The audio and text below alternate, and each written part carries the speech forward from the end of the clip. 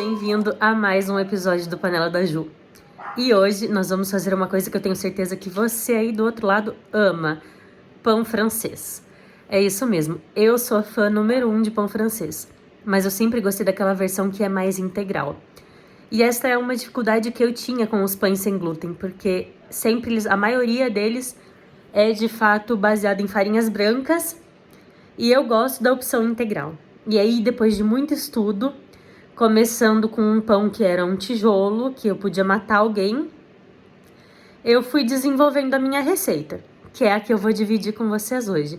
Essa receita é minha, é autoral, eu fui desenvolvendo ela ao longo de quase 2 anos, até que ela ficasse perfeita, com casquinha crocante por fora, miolo macio por dentro e deliciosa, extremamente saborosa, não fica aquele gosto de farinha de arroz, ela tem um sabor gostoso na boca. E eu vou dividir com vocês hoje. Eu espero que vocês gostem, que vocês aproveitem a receita.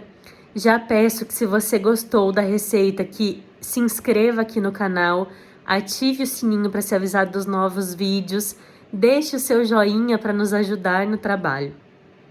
Esse canal existe para vocês e eu faço com muito carinho. Aqui é tudo com base nos estudos que eu faço, em testes, erros e acertos, para que vocês possam ter de fato sucesso na cozinha sem glúten. Gostou? Então vem comigo. E para essa receita você vai precisar de 100 gramas de farinha de arroz, 100 gramas de farinha de grão de bico, 30 gramas de farinha de castanha de caju, 100 gramas de fécula de batata, 60 gramas de amido de milho, 30 gramas de polvilho doce, 40 gramas de polvilho azedo, 10 gramas de goma xantana, 10 gramas de psyllium, 30 gramas de açúcar mascavo, 15 gramas de sal, 6 gramas de fermento químico, 6 gramas de fermento biológico, aproximadamente 450 gramas de água, 40 gramas de óleo e 8 gramas de vinagre de... Você tem dificuldade de encontrar os ingredientes aí na sua cidade?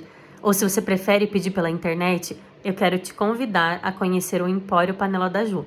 O nosso e-commerce, ele entrega em todo o Brasil, são mais de 1000 produtos, todos sem glúten e sem contaminação cruzada, incluindo a nossa linha granel. Eu vou deixar o link aqui embaixo na descrição do vídeo para vocês poderem acessar a nossa loja. O modo de preparo é aquele padrão Panela da Ju. Põe tudo na batedeira e aí vai adicionando água aos poucos. Não esqueça de reservar a goma xantana, o psyllium, óleo e um pouquinho de água para a gente hidratar o psyllium. Nessa receita, o sal também vai entrar depois. Aí nós vamos mexendo a massa, colocando água até que ela fique no ponto ideal. Já eu mostro para vocês qual é esse ponto. Hidratamos o psyllium com um pouco de água, a goma xantana com o óleo. E aí nós vamos adicionar o sal, bater um pouquinho e agora sim a gente adiciona psyllium e goma xantana com o óleo. E aí nós vamos bater por aproximadamente 8 minutos, às vezes até 10 minutos, até que ela fique na consistência que vocês vão ver aí em seguida no vídeo. Observem muito a consistência, porque ela é fundamental para essa receita dar certo. Se a consistência não estiver correta, o pão ele não vai aguentar o processamento dele no forno, que é o que a gente chama de salto. Então precisa observar bastante. Bom, temos ali uma massa perfeita, agora é hora de levar ela para fermentação. Nós vamos colocar ela em um pote com tampa. É importante que seja um pote com tampa para que ela fermente bem, por aproximadamente 5 a 6 horas. Perceber que a sua fermentação está quase no ponto, ou seja, que a sua massa está começando assim a ficar bem boa de trabalhar, eu já te sugiro ligar o forno. Por quê? Porque o forno ele precisa chegar a 220 graus para que a nossa receita dê certo. Então já pré-aqueça ele, use o termômetro para medir a temperatura antes que a gente comece a moldar os pãezinhos. Observe que os pãezinhos eles não vão para uma segunda fermentação, eles vão dar o salto direto no forno. Então a gente terminou de moldar, ele já vai para o nosso forno para assar. Com a nossa massa já fermentada, agora é hora da gente fazer o que nós chamamos de baixar a fermentação. Você pode pôr na batedeira se você quiser, ou você pode fazer como eu tô fazendo aqui com uma colher. Você vai mexer bastante, mas bastante mesmo, até que todo o ar que tenha na massa saia. Quando todo esse ar sair, aí é hora da gente começar a moldar os nossos pãezinhos. Para moldar, eu deixo ali do lado um prato com água, onde eu vou umedecendo as minhas mãos, e eu uso uma colher grande, que vai dar mais ou menos 50, 60 gramas de massa. Aí é bem simples, nós vamos boleando de uma mão para outra até que eles fiquem no formato desejado. O importante aqui é o uso dessa forma, e eu vou explicar por quê. Essa forma permite que o forno tenha uma ventilação por completo na massa, e isso ajuda muito na formação da casca. Ah, Ju, mas eu não tenho a forma. Dá para fazer? Dá para fazer, mas aí você precisa entender que a casca não vai ficar tão crocante quanto ela ficaria se você tivesse essa forma com furinhos. Eu gosto de polvilhar ali um pouquinho de fubá e untar com óleo. Então eu unto primeiro e depois eu coloco um pouquinho de fubá. E aí é a hora da gente fazer os nossos cortes. Vejam, aqui é importante usar o seguinte: uma faca ou um bisturi sempre na diagonal, como eu tô fazendo aí nesse momento. E aí, você não vai deixar o pão crescer novamente, não precisa de uma segunda fermentação.